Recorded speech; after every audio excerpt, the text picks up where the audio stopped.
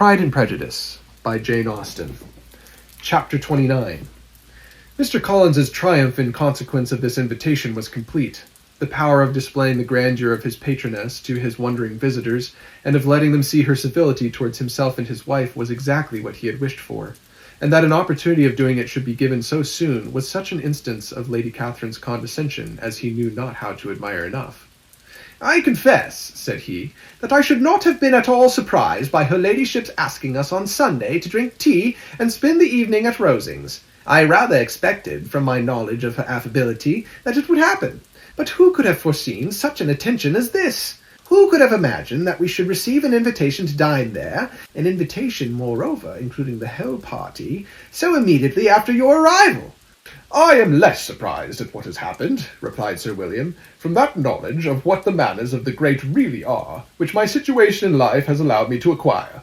About the court, such instances of elegant breeding are not uncommon." Scarcely anything was talked of the whole day or next morning but their visit to Rosings. Mr. Collins was carefully instructing them in what they were to expect, that the sight of such rooms, so many servants, and so splendid a dinner might not wholly overpower them.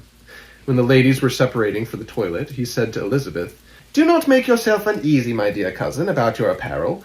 Lady Catherine is far from requiring that elegance of dress in us which becomes herself and daughter.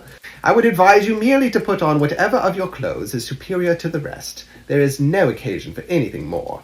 Lady Catherine will not think the worse of you for being simply dressed. She likes to have the distinction of rank preserved." While they were dressing, he came 2 or 3 times to their different doors to recommend their being quick, as Lady Catherine very much objected to be kept waiting for her dinner. Such formidable accounts of her ladyship and her manner of living quite frightened Maria Lucas, who had been little used to company, and she looked forward to her introduction at Rosings with as much apprehension as her father had done to his presentation at St. James's. As the weather was fine, they had a pleasant walk of about half a mile across the park. Every park has its beauty and its prospects, and Elizabeth saw much to be pleased with, though she could not be in such raptures as Mr. Collins expected the scene to inspire, and was but slightly affected by his enumeration of the windows in front of the house, and his relation of what the glazing altogether had originally cost Sir Louis de Bourgh. When they ascended the steps to the hall, Maria's alarm was every moment increasing, and even Sir William did not look perfectly calm. Elizabeth's courage did not fail her. She had heard nothing of Lady Catherine that spoke her awful from any extraordinary talents or miraculous virtue, and the mere stateliness of money and rank she thought she could witness without trepidation. From the entrance hall, of which Mr. Collins pointed out with a rapturous air the fine proportion and finished ornaments, they followed the servants through an antechamber to the room where Lady Catherine, her daughter, and Mrs. Jenkinson were sitting. Her ladyship, with great condescension, arose to receive them, and as Mrs. Collins had settled it with her husband that the office of introduction should be hers, it was performed in a proper manner, without any of those apologies and thanks which he would have thought necessary.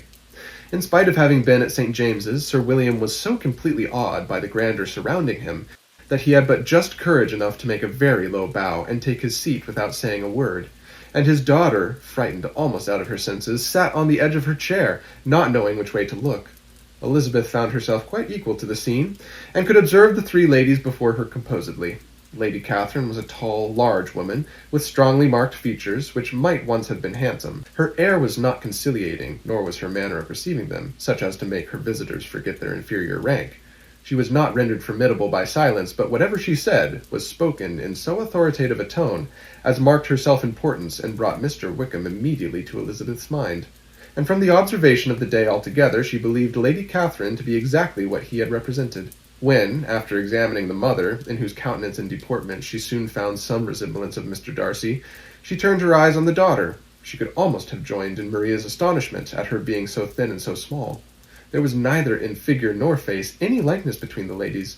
Miss de Bourgh was pale and sickly. Her features, though not plain, were insignificant, and she spoke very little except in a low voice to Mrs. Jenkinson, in whose appearance there was nothing remarkable, and who was entirely engaged in listening to what she said, and placing a screen in the proper direction before her eyes. After sitting a few minutes, they were all sent to one of the windows to admire the view, Mr. Collins attending them to point out its beauties, and Lady Catherine kindly informing them that it was much better worth looking at in the summer. The dinner was exceedingly handsome, and there were all the servants and all the articles of plate which Mr. Collins had promised. And, as he had likewise foretold, he took a seat at the bottom of the table, by her ladyship's desire, and looked as if he felt that life could furnish nothing greater. He carved and ate and praised with delighted alacrity, and every dish was commended, first by him, and then by Sir William, who was now enough recovered to echo whatever his son-in-law said, in a manner which Elizabeth wondered Lady Catherine could bear. But Lady Catherine seemed gratified by their excessive admiration, and gave most gracious smiles, especially when any dish on the table proved a novelty to them. The party did not supply much conversation. Elizabeth was ready to speak whenever there was an opening, but she was seated between Charlotte and Miss de Bourgh, the former of whom was engaged in listening to Lady Catherine, and the latter said not a word to her all dinner-time.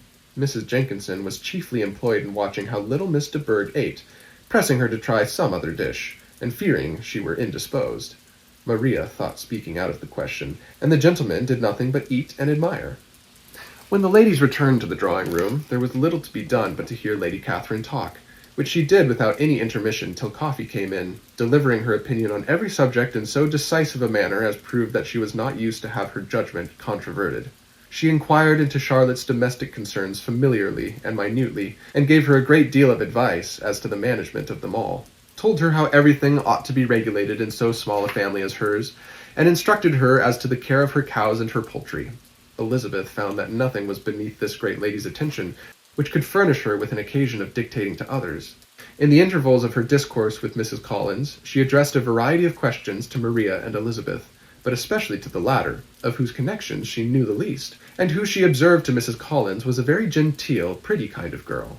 She asked her at different times how many sisters she had, whether they were older or younger than herself, whether any of them were likely to be married, whether they were handsome, where they had been educated, what carriage her father kept, and what had been her mother's maiden name. Elizabeth felt all the impertinence of her questions, but answered them very composedly. Lady Catherine then observed, "Your father's estate is entailed on Mr. Collins, I think. For your sake," turning to Charlotte, "I am glad of it, but otherwise I see no occasion for entailing estates from the female line. It was not thought necessary in Sir Lewis de Bourgh's family. Do you play and sing, Miss Bennet?" "A little." "Oh, then some time or other we shall be happy to hear you. Our instrument is a capital one, probably superior to— You shall try it some day. Do your sisters play and sing?" "One of them does." "Why did not you all learn? You ought all to have learned. The Miss Webbs all play, and their father has not so good an income as yours. Do you draw?" "No, not at all." "What, none of you?" "Not one." "That is very strange, but I supposed you had no opportunity. Your mother should have taken you to town every spring for the benefit of masters." "My mother would have had no objection, but my father hates London." "Has your governess left you?" "We never had a governess." "No governess? How is that possible? 5 daughters brought up at home without a governess? I never heard of such a thing. Your mother must have been quite a slave to your education." Elizabeth could hardly help smiling as she assured her that had not been the case. "Then who taught you? Who attended you? Without a governess you must have been neglected." "Compared with some families, I believe we were, but such of us as wished to learn never wanted the means. We were always encouraged to read, and had all the masters that were necessary. Those who chose to be idle certainly might." "Ay, no doubt, but that is what a governess will prevent, and if I had known your mother, I should have advised her most strenuously to engage one. I always say that nothing is to be done in education without steady and regular instruction, and nobody but a governess can give it. It is wonderful how many families I have been the means of supplying in that way. I am always glad to get a young person well placed out.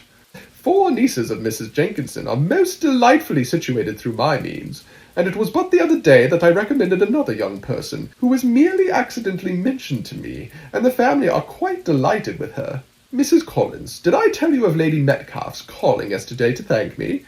She finds Miss Pope a treasure. 'Lady Catherine,' said she, 'you have given me a treasure. Are any of your younger sisters out, Miss Bennet?' 'Yes, ma'am, all.' 'All? What, all 5 out at once? Very odd. And you only the second, the younger ones out before the elder are married? Your younger sisters must be very young.' 'Yes, my youngest is not 16, Perhaps she is full young to be much in company, but really, ma'am, I think it would be very hard upon younger sisters that should not have their share of society and amusement because the elder may not have the means or inclination to marry early. The last-born has as good a right to the pleasures of youth as the first, and to be kept back on such a motive, I think it would not be very likely to promote sisterly affection or delicacy of mind. Upon my word, said her ladyship, you give your opinion very decidedly for so young a person. Pray, what is your age? With 3 younger sisters grown up, replied Elizabeth, smiling, your ladyship can hardly expect me to own it.